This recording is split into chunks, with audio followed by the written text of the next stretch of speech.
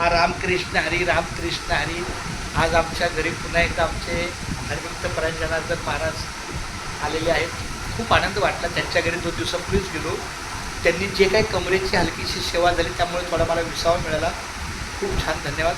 आता त्यांची ही 2025च्या कोकण दिंडी जी आहे त्यांची दिंडी भातान पनवेल कोळखे ते पंढरपूर वारकरी भवन या ठिकाणी जाते आणि त्यांची मोठी पालखी आहे. चांगवडेश्वर ना, चांगाटेश्वर महाराजांच्या 2 शब्द बोला ना, तुमच्या दिंडीबद्दल बोला ना माऊली. आमचे कीर्तनकार महाराज आहेत. मला फार बरं वाटतं. मला आधार मिळतो यांच्या भेटीला ना. त्यांच्या भेटीनंतर मला एक आधार मिळतो. तर जरा 2 शब्द सांगा ना माऊली. आपल्या रायगड जिल्ह्यातून पनवेल तालुका श्री विठ्ठल रुक्मिणी पायी कोकण दिंडी भातानपाडा पनवेल कोळखे ते पंढरपूर गोपाळपूर या मार्गस्थ होते सालाबतप्रमाणे. आणि दिल्लीचा जो प्रस्थानाचा कार्यक्रम आहे तो कोळक्यातून होते.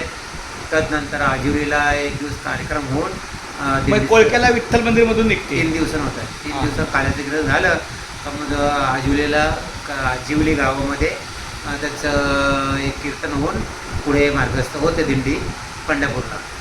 जवळजवळ आळंदीपर्यंत तुमचे किती मुक्काम असतात? आळंदीमध्ये 6 मुक्काम असतात. म्हणजे पनवेल ते आळंदी का प्रस्थान ते आळंदी? प्रस्थान ते आळंदी. मग त्यातले 3 दिवस जर आधी आजिवलीला यायला लागते. हां बरोबर आहे. आजिवली ते आळंदी डायरेक्ट 4-5 मुक्काम असतात. तिथून पहिला मुक्काम असेल आपला चौक, दुसरा मुक्काम असेल सासगाव अकोले, तिसरा मुक्काम असेल घंटाला वलवण, चौथा मुक्काम असेल वडगाव, 5वा मुक्काम असेल देहू, तिथून मग चिखली आणि मग आळंदी. खूप छान असा प्रवास होत आहे. समाधी सोहळा झाल्या असा प्रस्थानच्या माऊलीच्या पालखीच्या बरोबर पुन्हा ते आळंदी ते पुन्हा माऊलीच्या बरोबर आम्ही जातो.